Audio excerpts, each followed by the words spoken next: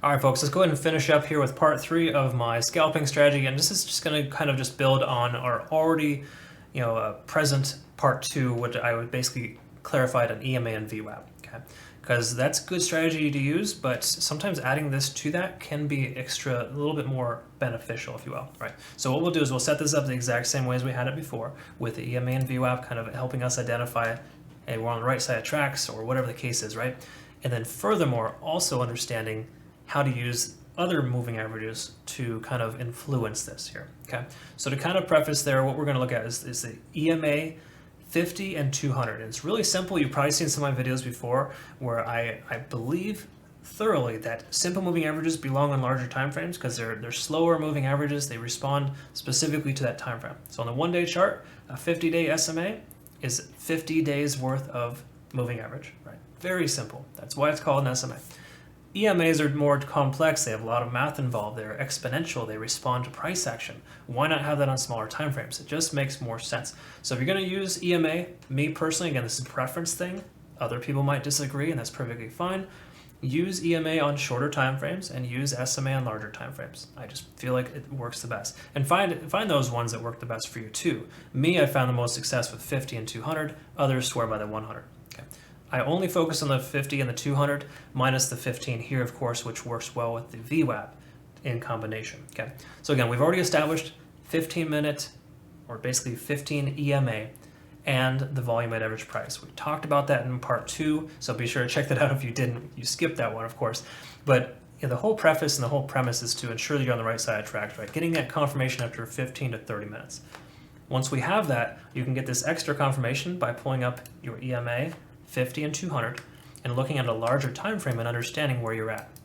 So first of all, let me go and turn off my EMA and VWAP so you can kind of see what's going on here. Okay, so let's just go ahead and big picture here. Generally speaking, the 200 is is the red and the green line here. Okay, so pretty straightforward. The color changes based on this indicator. It's not something special. It's just I searched for multiple EMA, and I added those two parameters. And what this is basically doing is just telling us or signaling to you when you're on the top side of the track here or you're basically on the right side of the track, it's going to highlight in green. So you're going to be in green when it's above, okay? You're also going to be in red when it's below. Obviously, you can see that here. So generally speaking, the concept is fairly straightforward. Getting confirmation you're on the right side of the tracks, okay? Again, simple stuff. Very rudimentary in a grand scheme of things. There's nothing complex about this. It's just, again, understanding that. So again, to me, the EMA 200 is probably the most beneficial thing you can use on the smaller time frame to help you understand that sentiment alone.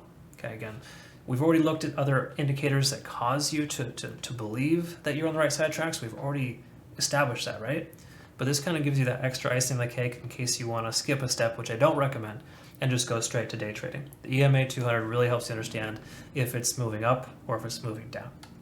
Okay?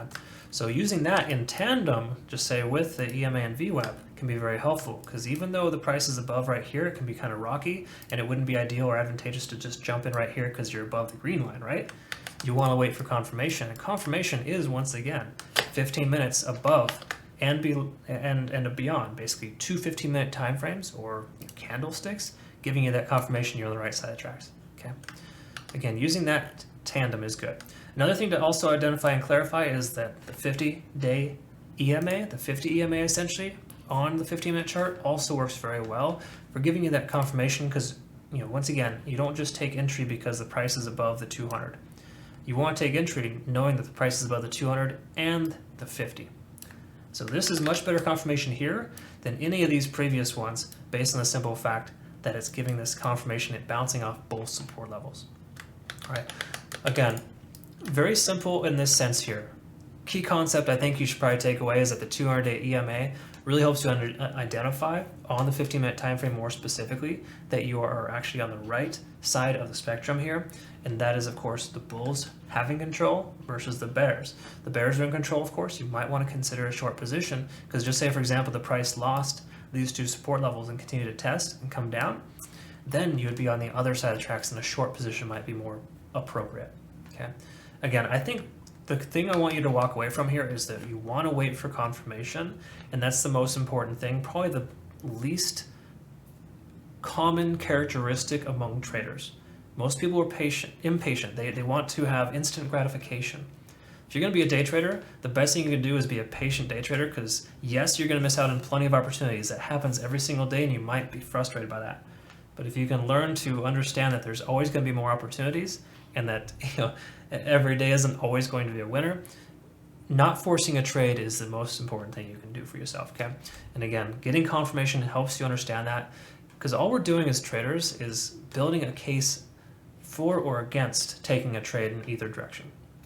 There's no guarantees. Like, you could check everything off the list and still lose that trade with improper risk tolerance and bad risk management. In fact, I cover all of that in my trading academy. So to those of you who are currently in my trading community, please check that out. Of course, if you haven't watched through that, make sure you do so. Again, cryptocash.tech. If you're currently a member, you'll know where to find it. It's in the membership section.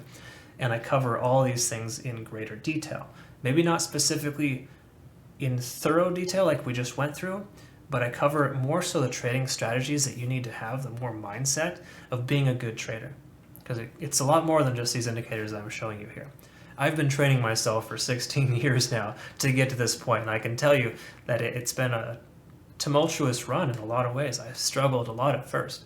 Once I got a good foundation and held true to my basics, the things that I need to find and check mark every time I take a trade. I may not take a trade all the time, but when I do, I have more confidence and I know that I'm on the right side of the tracks. All right, so again, I think you're kind of catching up on a common theme here, and that is to, be patient, make sure you understand that trading isn't an overnight, get rich overnight thing. You're not going to learn it overnight. You got to develop your own trading styles, and those are things I want to try to bring to the table. I do so with my trading academy. I send out signals for every single trade that I take, as well as, of course, an amazing community at my side here. So thanks again to all my current members for also, asking for me to go ahead and cover stuff like this. I really, really appreciate that, and I hope that I can always benefit you and serve you well. I thank you so much for your time. We'll look forward to seeing you in the next video, and I hope you have a great rest of your day. We'll see you soon.